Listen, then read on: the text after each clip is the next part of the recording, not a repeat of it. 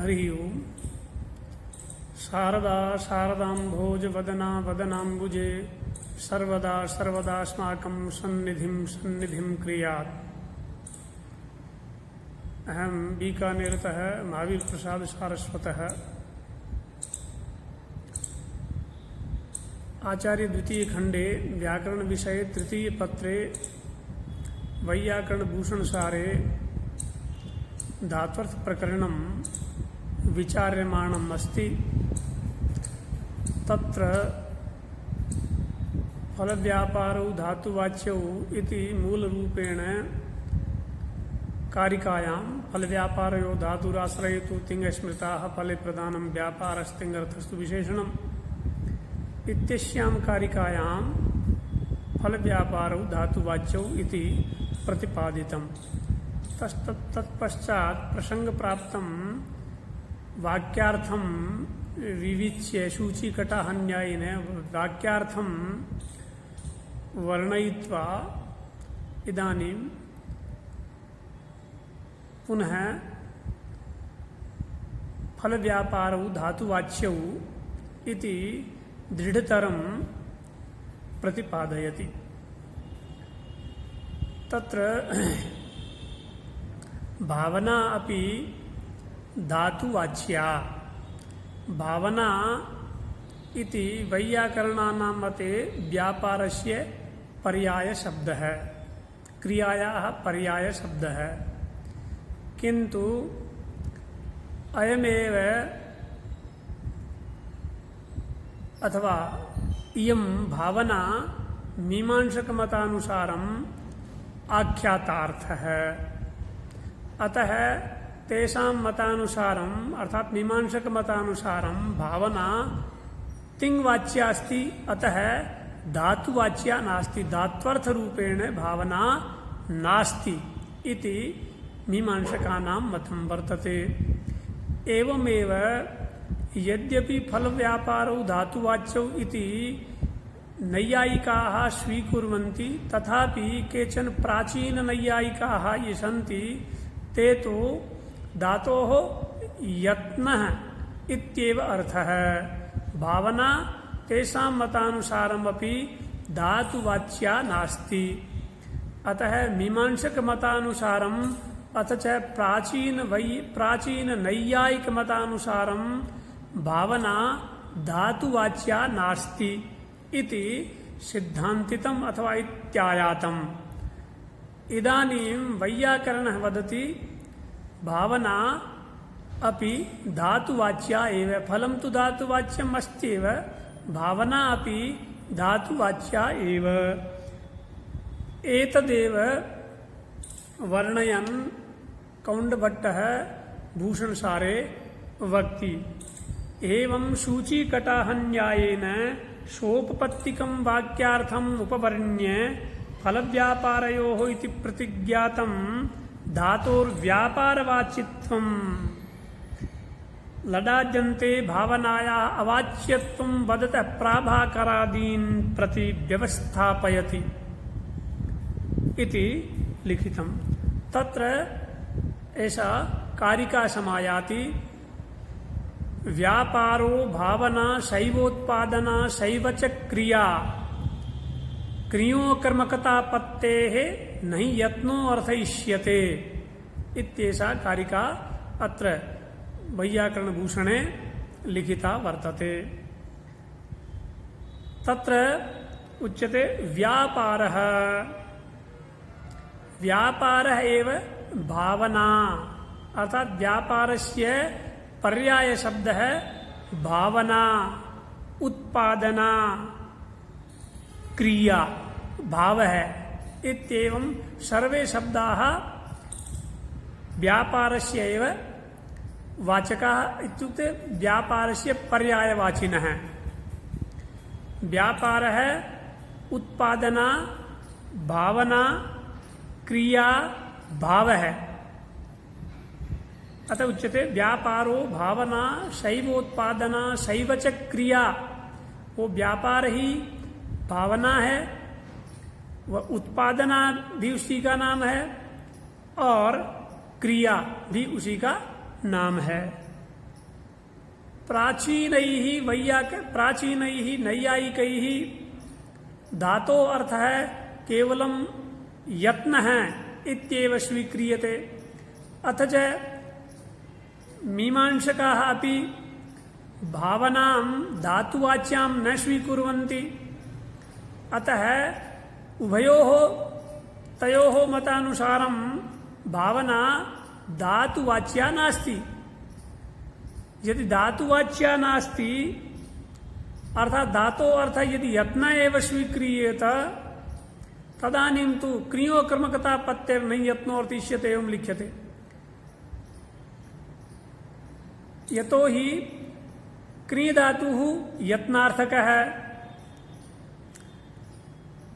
यदि धातोः व्यापारः अर्थात यदि व्यापार अथवा भावना धात्वर्थत्वेन न स्वीक्रियेत तदानीं यत्नार्थक क्रि धातुः केवलं यत्नार्थक एव भवति। यत्नार्थक एव भवति इत्युक्ते यति प्रयत्न इति धातोः यः यत्नार्थकः है तेन धातुना इव क्रिय धातु अपि अकर्मकः स्यात्। यतो हि यति प्रयत्न इति अकर्मकः तस्य धातोः यो अर्थः यत्नः स एव अर्थः यदि धात्वर्थत्वेन स्वीकार्यः तदानीं पच इत्यस्यापि स एव अर्थः क्रिय धातोः अपि स एव अर्थः।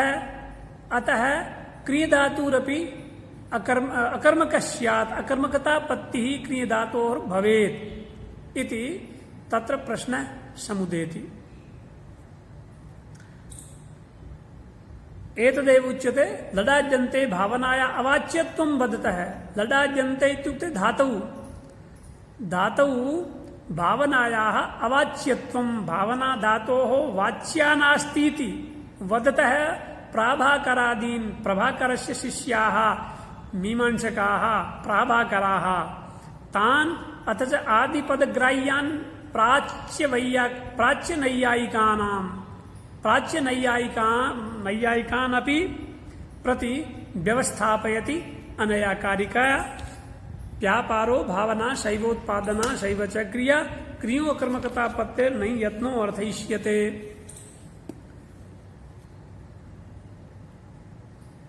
एनां कारिकां तत्र विवृणुते। पचति पाकम् उत्पादयति पाकानुकूला भावना तादृश्युत्पादना अर्थात पाकानुकूलोत्पादना इति विवरणात् विव्रीयमाणस्यापि तद्वाचकतेति भावः।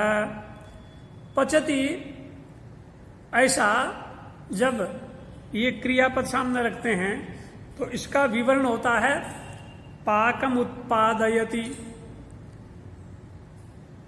पाकानुकूला भावना पाकानुकूला उत्पादना इत्यादि ऐसा विवरण है। और विवरण और विव्रियमान अर्थात व्याख्या और व्याख्येय दोनों समानार्थक हुआ करते हैं। इसलिए जब पचति इसके द्वारा पाकम उत्पादयति इत्यादि जो विवरण किया जा रहा है तो उससे ये स्पष्ट हुआ कि जिसका विवरण आप कर रहे हो विव्रियमान जो हैं वो विव्रियमान पचति में पच का अर्थ भी ये भावना उत्पादना या भावनानुकूला उत्पादना इत्यादि अर्थ ही है। अर्थात ये अर्थ उसके वाच्य हैं और धातु उसका वाचक है। अब कहा कि अजी व्यापार भावना क्रिया ये कह रहे हैं तो क्रिया और भावना दोनों एक ही चीज है। तो भावना माने क्रिया, ऐसी स्थिति में यहां व्यापार कहने की कहां आवश्यकता है।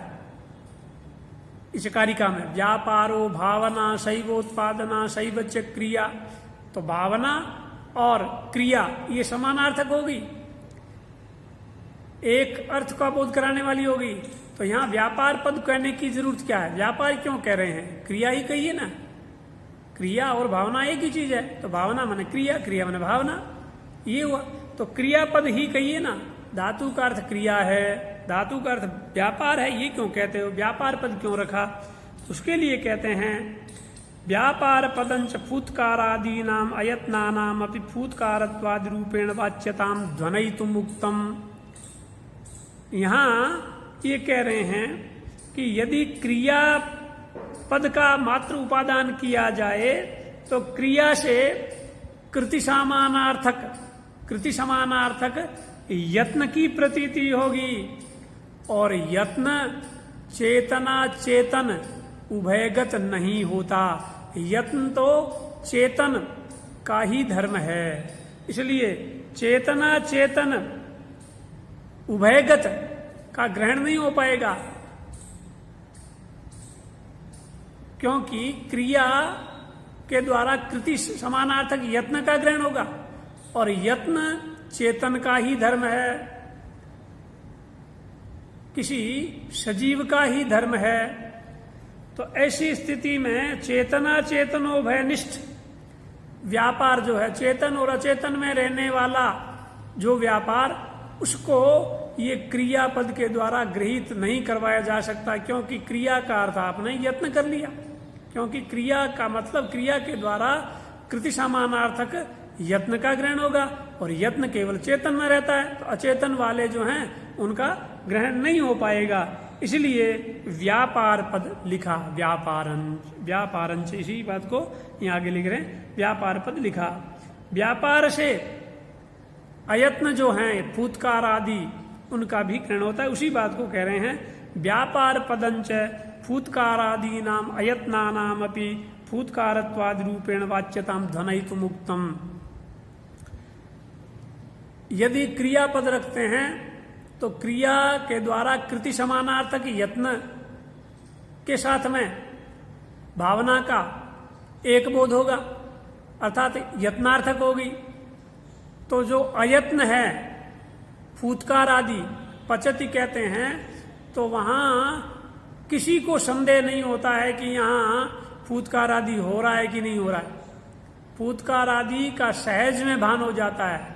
पचति कहते इसका मतलब वो चूल्हे में फूंक लगा रहा है, चूल्हे पर बर्तन चढ़ा रहा है, ईंधन लगा रहा है, संतापित कर रहा है, उसको चम्मच से हिला रहा है इत्यादि, ये सारे के सारे सहज में ही गम्यमान हो जाते हैं, बुद्धिपथ में आ जाते हैं।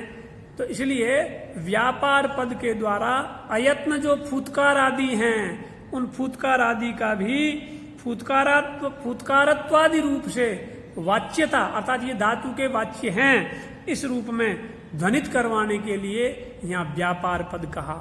यदि व्यापार न कह करके क्रिया पद कहते तो क्रिया से तो कृति समानार्थक यत्न का ग्रहण होगा, और यत्न केवल चेतन में होता है, तो इसलिए चेतन का ही ग्रहण हो पाएगा। अचेतनगत रथ इत्यादि के अंतर्गत होने वाली क्रिया है, उसमें होने वाले व्यापार को आप नहीं कह पाएंगे यदि क्रिया पद रखते हैं तो, और व्यापार पद रखते हैं तो चेतन और अचेतन दोनों का ग्रहण हो जाए, चेतन और अचेतन दोनों में पाए जाने वाले व्यापार का ग्रहण हो जाता है, ये बात कही। अतएव इसी बात को कह रहे हैं व्यापार पदंच फूत्कारादी नाम अयत्ना नाम अपि फूत्कारत्वादि रूपेण वाच्यताम ध्वनयितुम मुक्तम। अतएव पचति इत्यत्र अधसंतापनत्व फूत्कारत्व चुल्लू परिधारणत्व यत्नत्वादि बोध सर्वसिद्ध है। इसीलिए पचति इस क्रियापद को कहते हैं, तो वहां अधसंतापनत्व, चुल्लू परिधारणत्व, फूत्कारत्व, यत्नत्व इत्यादि रूप से बोध सर्वसिद्ध है, सभी को ये बोध होता ही है। ये सारे अयत्न भी व्यापार पद के द्वारा गृहीत हो जाते हैं। कहने का अर्थ यह है कि यदि यहाँ व्यापार पद न रख करके क्रिया पद रखा जाए तो ये फूत्कार आदि का ग्रहण नहीं हो पाएगा, जो कि अयत्न है, क्योंकि क्रिया के द्वारा तो यत्न का ग्रहण होगा, यत्न समानार्थक होने के कारण से तो अयत्नों का इनका ग्रहण नहीं हो पाएगा, व्यापार पद के द्वारा इनका भी ग्रहण हो जाता है। तब ये कुछ नैयायिक कह रहे हैं कि अजी धातु का अर्थ आप व्यापार मत रखिए। क्यों कि व्यापार रखा तो ये व्यापार शब्द के द्वारा फूतकार आदि का सबका ग्रहण हो गया। तो अर्थात धातु जो पच रखा या जो भी धातु रखेंगे उसके द्वारा फूतकार आदि अयत्नों का भी व्यापारत्वेन ग्रहण हो जाए, व्यापारत्वेन उपस्थिति हो जाए, उसके लिए ये आपने व्यापार पद रखा। तो ऐसी स्थिति में यहां शक्यतावच्छेदक अनेक हो जाएंगे तो एक गौरव दोष होगा, ये कहना चाहते हैं। तो कहा ये शक्यतावच्छेदक क्या है? तो देखिए धातु या जिस भी शब्द का जो अर्थ होता है, शक्ति के सहारे जिस अर्थ के लिए शब्द का प्रयोग करते हैं और उस शब्द प्रयोग से उस शक्ति से जो अर्थ मिलता है वो अर्थ शक्य कहलाता है। अर्थात वाच्य अर्थ को शक्यार्थ कहते हैं। और शक्य में पाया जाने वाला जो धर्म है, अर्थ में वाच्य में पाया जाने वाला जो धर्म है उसको कहते हैं शक्यतावच्छेदक। शक्य में पाया जाने वाला धर्म शक्यतावच्छेदक कहलाता है। तो चूंकि पच धातु के द्वारा अथवा इन अर्थों की उपस्थिति हुई, व्यापार शब्द को रखा तो इन की किन की? फूतकार आदि की। तो फूतकार, अदय संतापन, चुल्लू परिधारण, यत्न इत्यादि ये सारे शक्य हो गए धातु के। तो शक्य हो गए और इन शक्यों में पाया जाने वाला धर्म जो है वो शक्यतावच्छेदक हो गया। तो फूतकारत्व, अदय संतापनत्व, चुल्लू परिधारणत्व, यत्नत्व आदि अनेक शक्यतावच्छेदक हो गए। तो शंका करने वाला कोई कहता है, मीमांसक या नैयायिक, कि अजी व्यापार शब्द रखने से धातु के द्वारा ये शक्य जब उपस्थित हो जाते हैं वो व्यापार के रूप में, तो शक्यतावच्छेदक अनेक हो गए और अनेक शक्यतावच्छेदक होने पर गौरव दोष हो गया। एक शब्द का एक अर्थ हो तो एक शक्यतावच्छेदक होना चाहिए, एक होना ठीक है, अनेक हो गए तो ऐसी स्थिति में शक्यतावच्छेदक ये सारे फुतकारत्व आदि होने की स्थिति में गौरव दोष हो गया। गौरव दोष हो गया, इससे बचने के लिए आपको धातु का अर्थ व्यापार न रख करके कृति रखना चाहिए। धातु का अर्थ व्यापार न मान करके कृति मानना चाहिए और कृति में धर्म रहेगा कृतित्व, तो इसलिए शक्यतावच्छेदक एक बन जाएगा कृतित्व। तो ये लाघव होगा।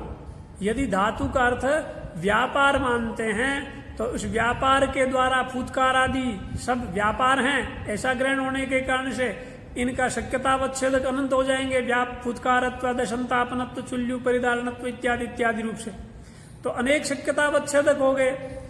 और यदि धातु का अर्थ आप कृति मानते हैं, व्यापार नहीं माने, कृति अर्थ मान लें, तो ऐसी स्थिति में कृतित्व शक्यतावच्छेदक होगा और वो एक होगा। तो ऐसी स्थिति में ये लाघव होगा। अर्थात वैयाकरण जो व्यापार धातु का अर्थ व्यापार मानते हैं तो उसमें गौरव दोष आता है शक्यतावच्छेदक अनंत होने के कारण से। और कृति यदि अर्थ मान लेते हैं तो कृतित्व एक शक्यतावच्छेदक होगा। ऐसी स्थिति होने पर यही माना जाना चाहिए। तब कहा कि ये कृतित्व कृति अर्थ कदाचित मान लिया जाए, लेकिन ये कृति जो है वो तो चेतन में रहती है। कृति या यत्न तो चेतन ही कर पाता है, कोई जीव सजीव ही कर पाता है। तो ऐसी स्थिति में रथो गच्छति, इस क्रिया के द्वारा यदि कृति का बोध हो गया, गम धातु का अर्थ कृति हो गया, कृतित्व शक्यतावच्छेदक ये लाघव भी हो गया, लेकिन ये कृति अचेतन रथ में संभव नहीं है। तो कैसे करोगे? इसी प्रकार घटो जानाति, घट जानता है, इत्यादि इत्यादि स्थलों में भी ये कृतित्व संभव नहीं है, कृति संभव नहीं है। तो इसलिए व्यापार रखना पड़ेगा। चूंकि अभी कहा था कि व्यापार के द्वारा फूतकारत्वादि अयत्नों का भी ग्रहण हो जाता है, तो वहां व्यापार शब्द इतना व्यापक है कि चेतना चेतन गत सब व्यापारों का उसके द्वारा ग्रहण हो जाता है। जबकि क्रिया के द्वारा कृति समानार्थक यत्न का ग्रहण होता है, और यत्न जो है वो चेतन का धर्म है, इसलिए कृति अर्थ नहीं मानना चाहिए। शंका करने वाले ने ये कहा कि अजी व्यापार मानने पर भी शक्यतावच्छेदक अनंत हो जाएंगे तो ये गौरव होगा, इसलिए कृति अर्थ मानिए, और कृति अर्थ मान लेंगे तो एक ही शक्यतावच्छेदक होगा। तो फिर जो ही वैयाकरण ने वापिस कहा कि रथो गच्छति आदि में यहां व्यापारत्वादि प्रकार का बोध कैसे हो रहा है, वहां तो व्यापार हो रहा है, अर्थात संयोगानुकूल गमनवान संयोगानुकूल व्यापारवान रथ है, ऐसा बोध होता है, क्योंकि कृति तो वहां हो नहीं सकती रथ में। आप नैयायिकों को संयोगानुकूल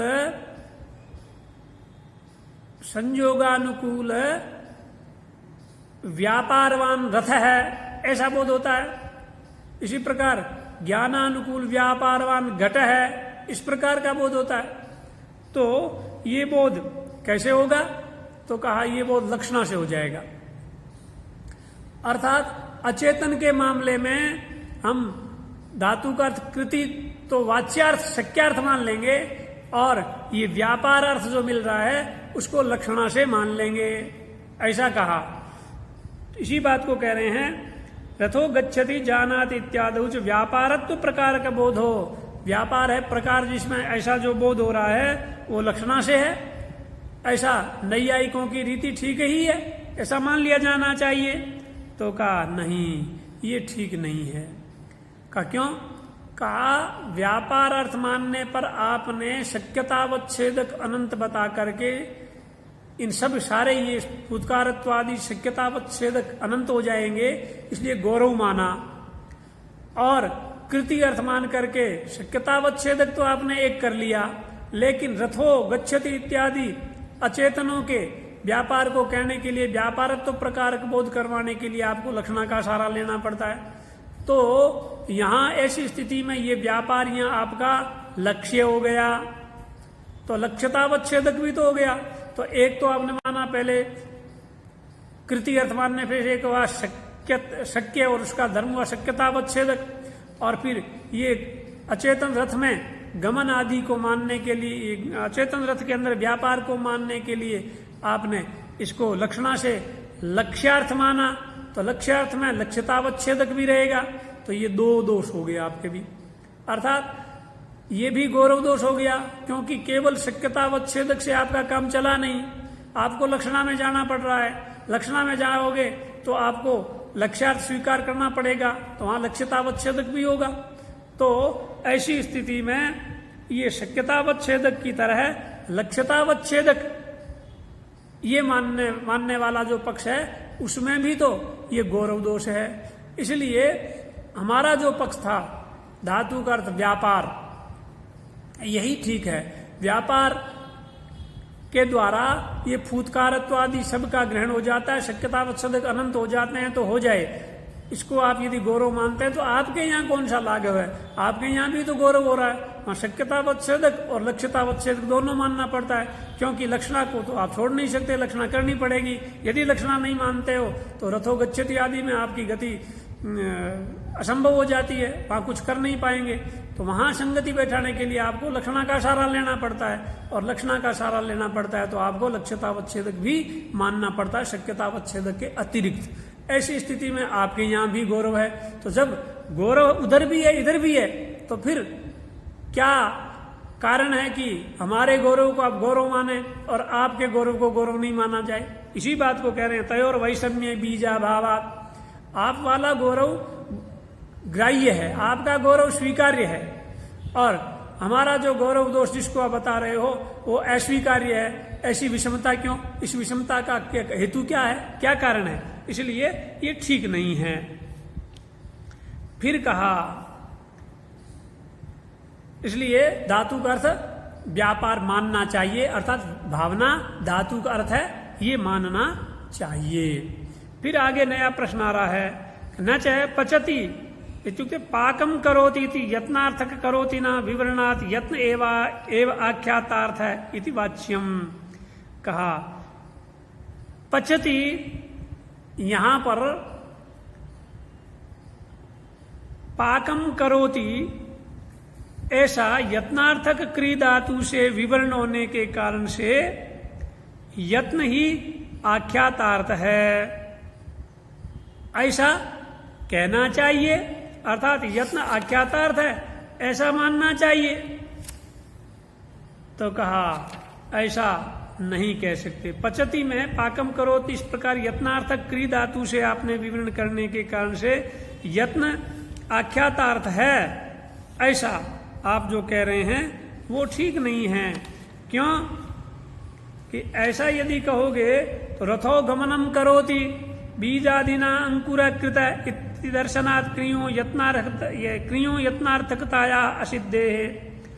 आपने पचति का ये विवरण किया पाकम करोति, और पाकम करोति में आप क्री को यत्नार्थक बता रहे हैं, तो कहते हैं यत्नार्थक होने के कारण से ये आख्यातार्थ ऐसा मानना चाहिए। तो कहा नहीं नहीं, क्री धातु यत्नार्थक नहीं है।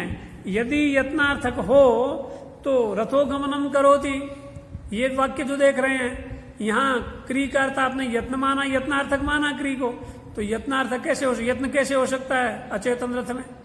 तो रथो गमनम करोति। इसी प्रकार बीज आदिना अंकुरकृत है, यहां पर भी क्री धातु का प्रयोग किया। बीज अचेतन है, इस अचेतन में ये यत्न कहां से पाया जाएगा, कहां मिलेगा यत्न? तो इन वाक्यों को देखते हैं तो क्री धातु यत्नार्थक नहीं है, यत्नार्थकता की असिद्धि है। इसलिए आप ये नहीं कह सकते कि पचति का पाकम करोति ये विवरण जो है, इस विवरण में क्री धातु अकर्मक, तो ये क्री धातु जो है वो यत्नार्थक है, ऐसा नहीं कहना चाहिए। तो धातु का अर्थ भावना को मानना होगा, अर्थात भावना को धात्वर्थ मानना होगा। धात्वर्थ को यदि नहीं मानते हैं, भावना को धात्वर्थ नहीं मानते हैं, तो ऐसी स्थिति में एक और समस्या होने जा रही है। उसको कह रहे हैं किंच भावनाया अवाच्यत्वे घटम भावयति इत्यत्रैव घटो भवति इत्यत्रापि द्वितीया स्यात्। तो कहा यदि भावना को धातु का वाच्य नहीं मानेंगे तो धातु का अर्थ केवल हुआ फल, धातु का अर्थ केवल फल हुआ। भावना को मीमांसक तो आख्यातार्थ मानते हैं, इसलिए धातु का अर्थ केवल फल मानते हैं, और नैयायिक भी धातु का अर्थ फल व्यापार दोनों मानते हैं। यदि भावना को धातु का अर्थ नहीं माना जाए तो केवल फल ही तो शेष रहेगा। तो कहा यदि भावनाया अवाच्यत्व, यदि भावना को उसका वाच्य अर्थात अर्थ नहीं माना जाए, धातु अर्थ नहीं माना जाए, तो घटम भावयति इत्यत्रैव घटो भवति इत्यत्रापि द्वितीया स्यात्। यहां पर भी द्वितीया होने लगेगी। क्यों कि धातु का अर्थ केवल फल हुआ, और जो फलाश्रय है, फल जिसमें रहता है उसकी कर्म संज्ञा होती है। तो यहां पर भावयति भू धातु से निच प्रत्यय करके भावयति रूप बनाते हैं। जैसे घटो भवति और कुंभकार है घटम भावयति, कुंभकार घड़े को बनाता है। तो यहां पर भू धातु जो कि आपका अकर्मक धातु था, उस अकर्मक धातु के अण्यंतावस्था के कर्ता घट को न्यंतावस्था में कर्म संज्ञा हो जाती है। गति बुद्धि प्रत्यवसानार्थ शब्द कर्म कर्म कारणा मणिकर्ता षण सूत्र से, तो उस घट की कर्म संज्ञा करके आप उसमें द्वितीया करते हैं, तो घटम भावयति ऐसा बनता है। ये प्रयोग है। कहा यदि धातु का अर्थ आपने भावना या व्यापार नहीं माना तो धातु का अर्थ केवल फल हुआ, और फल जिसमें रहता है वो फलाश्रय कर्म संज्ञक होता है। तो अब देखिए भू धातु का अर्थ यदि आपने भावना नहीं माना तो धातु का अर्थ केवल हुआ फल, और वो फल क्या है? उत्पत्ति रूप फल। और उत्पत्ति रूप फल का आश्रय कौन है? वो उत्पत्ति किसमें हो रही है?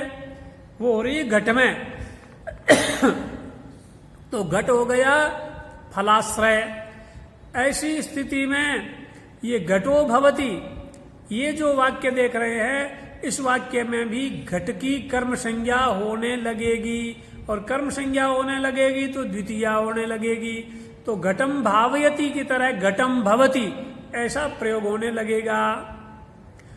और यदि धातु का अर्थ आपने व्यापार भी मान लिया, भावना भी मान लिया और फल भी, तो ऐसी स्थिति में यहां घट जो है वो व्यापाराश्रय होने के कारण से उसकी कर्तृ संज्ञा हो जाती है और प्रथमा होती है उक्त कर्म में, उक्त कर्ता में।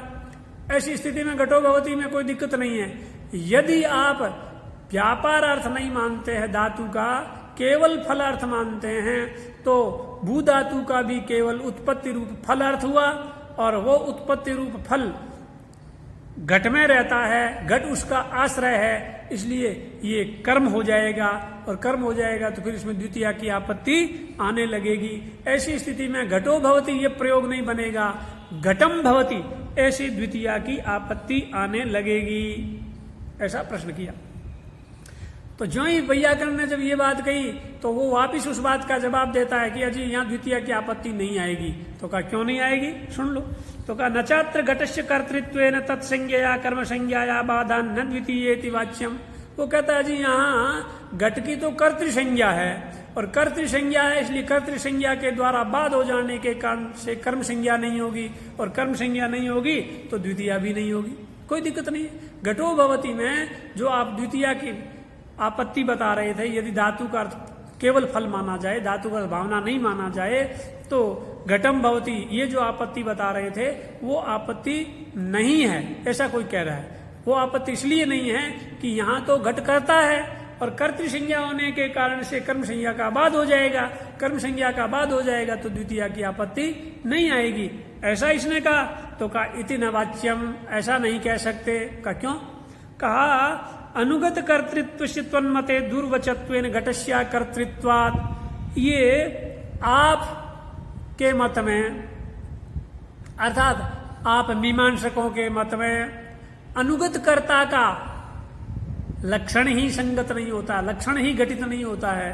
अनुगत कर्तृत्व का आपके तन्मते, मन तुम्हारे मत में, दुर्वचत्वेन आप कर्ता कर्तृ परिभाषा बना ही नहीं सकते। आपके यहाँ कर्ता क्या है इस बात को बनाने का लक्षण बना नहीं सकते, दुर्वच है आपके लिए, इसलिए घट या कर्ता नहीं बन सकता।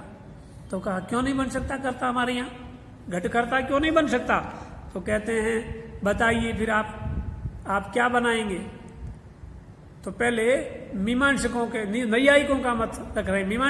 नैयायिकों के मत में भी ये नहीं बन पा रहा है, क्योंकि मीमांसक, ये नैयायिक कृति अर्थ मानते हैं तिंग का, और वो कृति जिसमें रहती है वो कृतिमान होता है और वो कर्ता होता है। जैसे देवदत्त पचति, तो यहां विक्लित अनुकूल व्यापार जनक कृतिमान देवदत्त, ऐसा शब्द बोध उनको होता है। तो यहां कृतिमान ऐसा कह रहे हैं, तो कृति का आश्रय जो है वो कर्ता बनता है आपके हिसाब से। आप नैयायिकों के मत में कृत्याश्रयत्वम कर्तृत्वम, ऐसा ये कर्तृलक्षण बनाते हैं, वो कर्तृलक्षण ठीक नहीं है। और नैयायिक मीमांसक जो हैं वो करते हैं कारक चक्र प्रयोक्तृत्वम कर्तृत्वम। कारक चक्र का जो प्रयोक्ता है, कारक चक्र का जो नियंत्रण करता है, उनको प्रेरित करता है, कारक चक्र का जो प्रेरक है वो सारे कारकों को जो प्रेरित करता है, जिसके नियंत्रण में सारे कारक स्वस्व क्रिया करते हैं, वो करता है। ऐसा दोनों के मत में लक्षण हुआ। नैयायिकों के मत में कर्ता का लक्षण बनता है कृत्याश्रयत्वम कर्तृत्वम, जो कृति का आश्रय है वो कर्ता, और मीमांसक के मत में कारक चक्र प्रयोक्तृत्वम कर्तृत्वम, ये कर्तृ लक्षण बनता है। ये दोनों ही लक्षण ठीक नहीं है। का क्यों ठीक नहीं है?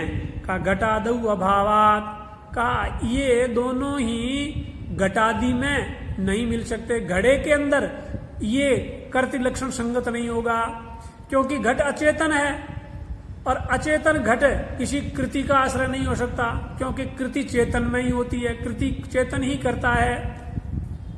इसलिए कृत्याश्रयत्वम कर्तृत्वम, इस प्रकार कर्तृ लक्षण करने वाले नैयायिकों के मत में घट कृत्याश्रय नहीं हो सकता, इसलिए घट की कर्तृ संज्ञा नहीं होगी। इसी प्रकार कारक चक्र प्रयोक्तृत्वम कर्तृत्वम, ऐसा जो कर्तृ लक्षण बनाने वाले जो मीमांसक हैं, उन मीमांसकों का मत भी, उन मीमांसकों का ये लक्षण भी अचेतन घट में संगत नहीं हो सकता, क्योंकि अचेतन घट किसी कारक चक्र का प्रयोक्ता नहीं हो सकता, अचेतन घट किसी कारक चक्र का प्रेरक नहीं हो सकता, क्योंकि प्रेरणा तो कोई चेतन ही करेगा ना।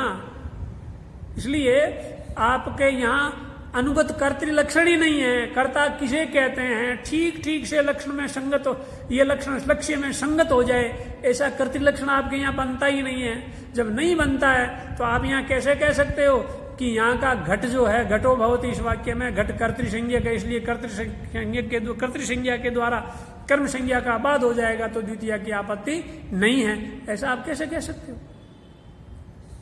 ऐसा कहा।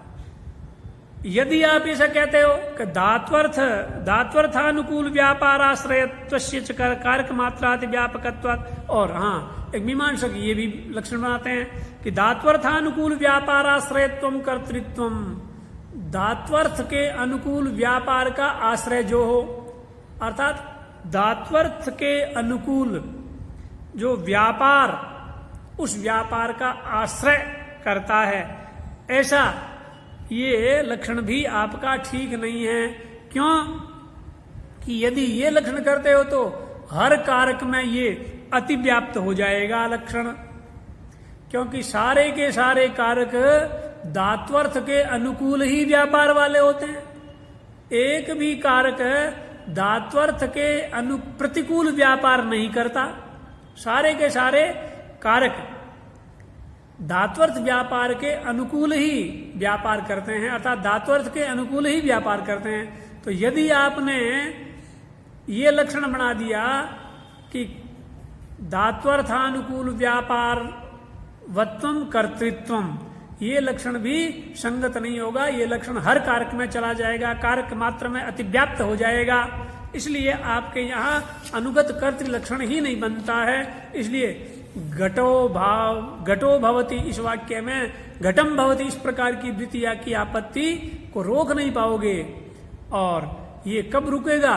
ये रुकेगा जब धातु का अर्थ आपने व्यापार मानोगे, भावना मानोगे तब। और भावना आप मान नहीं रहे हो, इसलिए आपके यहाँ ये दोष है। हम वैयाकरण तो धातु का अर्थ फल और व्यापार दोनों मानते हैं। तो यहाँ घटो भवति इस वाक्य में ये घट व्यापाराश्रय होने के कारण से कर्ता हो गया, और कर्ता हो गया तो कर्तृ संज्ञा के द्वारा कर्म संज्ञा का बाद हो जाएगा। आपके यहाँ अनुगत कर्तृ लक्षण बनता ही नहीं है।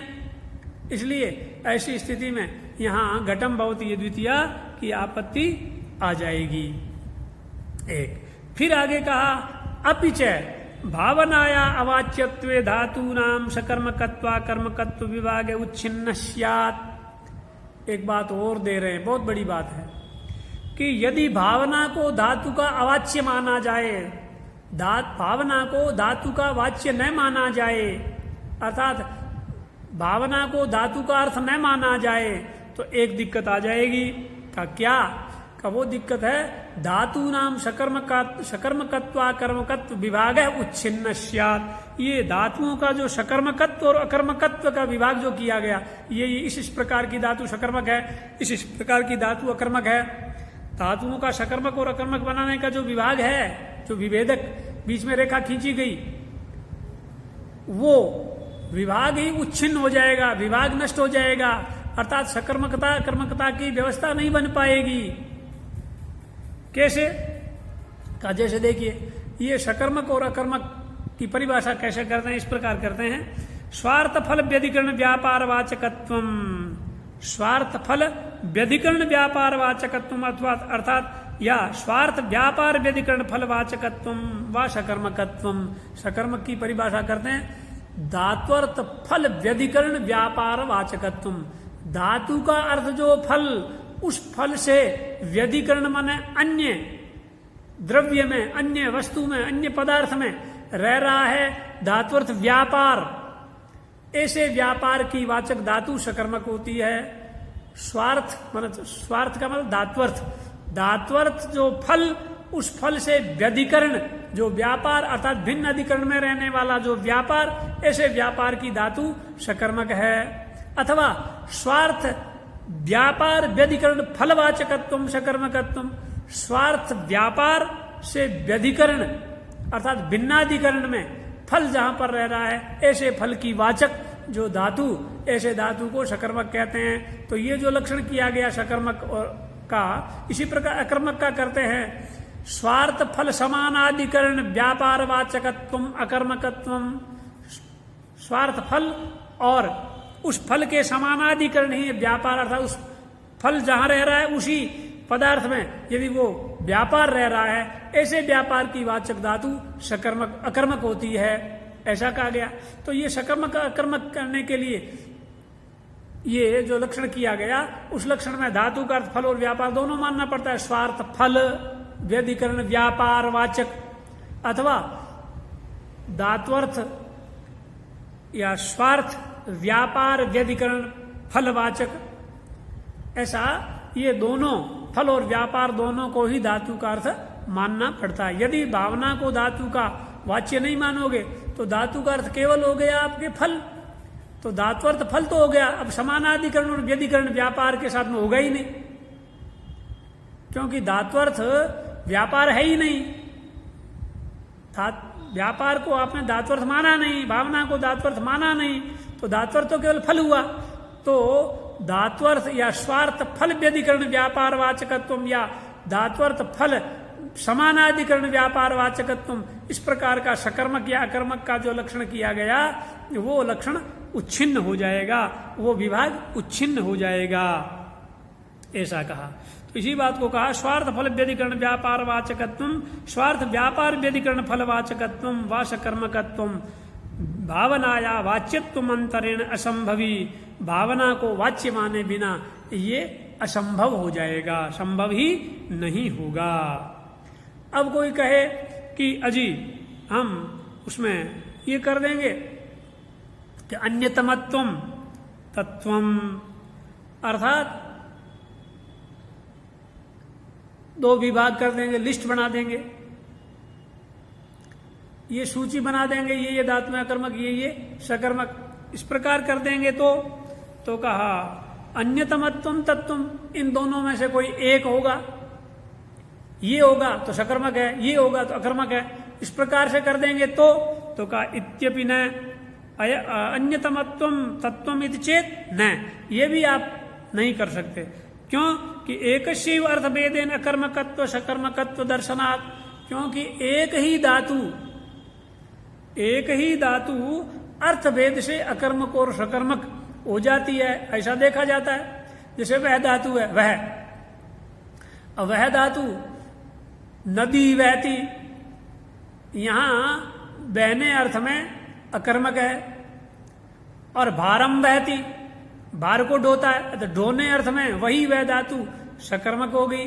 तो इसलिए कह रहे हैं अन्यतमत्वम तत्वम इति चेन्न, लिस्ट बना करके आप रख देंगे इस लिस्ट वाली सकर्मक है, इस लिस्ट वाली अकर्मक है, ऐसा नहीं कह सकते, क्योंकि कुछ धातुएं ऐसी हैं जो दोनों लिस्ट एक ही लिस्ट में है लेकिन दोनों तरफ अर्थ जा रहा है, अर्थभेद से वो सकर्मक बन जाती है या अकर्मक बन जाती है, दोनों प्रयोग मिलते हैं। जैसे नदी बहती भारम बहती, इसलिए ये अन्यतमत्वम ये भी ठीक नहीं है।